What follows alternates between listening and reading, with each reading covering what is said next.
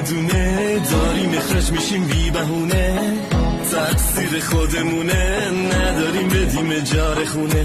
دونه دونه آه دونه دونه دونه دونه دونه دونه زرتی تعطیل میشه یه کارخونه، به راحتی میگن برو کی نگرانه بچمونه، هر کی بیکاره دنبال کاره، بهش بگین نگرده میسل هممون خونه.